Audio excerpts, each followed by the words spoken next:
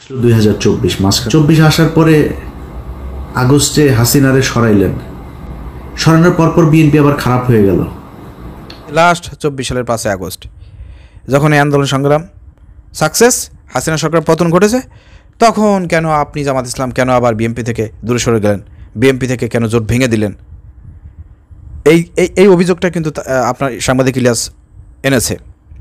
সাংবাদিক ইলিয়াসের জানা উচিত, সেই 18 সালের পর থেকে আমরা দেখতেছি জামাতকে একের পর এক বিএনপি অবজ্ঞা করেই আসতেছে। তাদেরকে কোনো মিছিল মিটিং থেকে কর্মসূচিতে কোনো বৈঠকে জামাতকে ডাকে না। কার প্রেসক্রিপশনে? ভারতের প্রেসক্রিপশনে। এই ইতিহাস তো আপনি তুলে ধরেন নাই। আপনি তো সোজাসুজি দোষ দিয়ে দিলেন যে জামাত কেন 24-এর পরে 5 আগস্টের পরে কেন বিএনপি থেকে সরে গেল, বিএনপির বিরুদ্ধে দাঁড়ালো।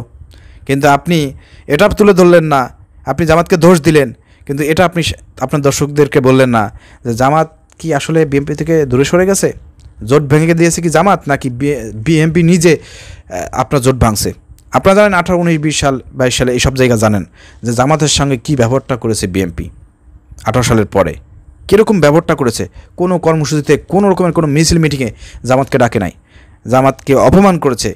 ওই বামপন্থীদের সঙ্গে যে জোট করে, বামপন্থীদেরকে নিয়ে আপনার মিছিল মিটিং প্রোগ্রাম করে বেড়ায়, জামাতকে ডাকে না। জামাত এত বড় শক্তিশালী একটা পাওয়ারফুল বাংলাদেশের আন্দোলন সংগ্রামের পরীক্ষিত দল, তাকে ডাকে না। জামাত ইসলাম সাথে বিএনপির সাথে থাকার চেষ্টা করেছে এই কয় বছর ধরে, এবং তাদের কর্মসূচিতে জামাত ইসলাম তাদের সাথে মিলিয়ে কর্মসূচি ঘোষণা করেছে। খালি আলাদা হবে না বলে।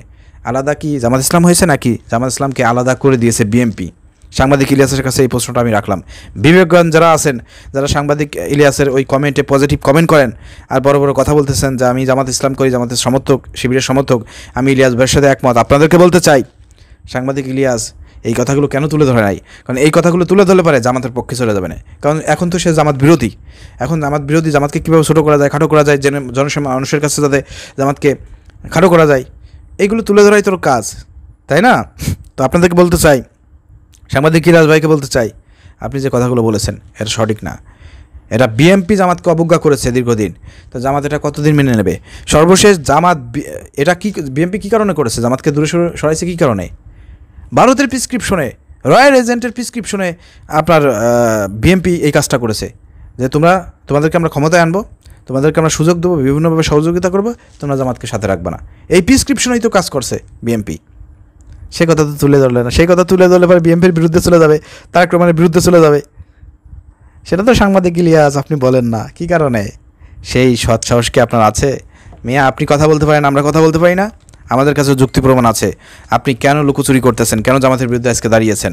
আপনি মূলত জামাতকে ধ্বংস করতে চান।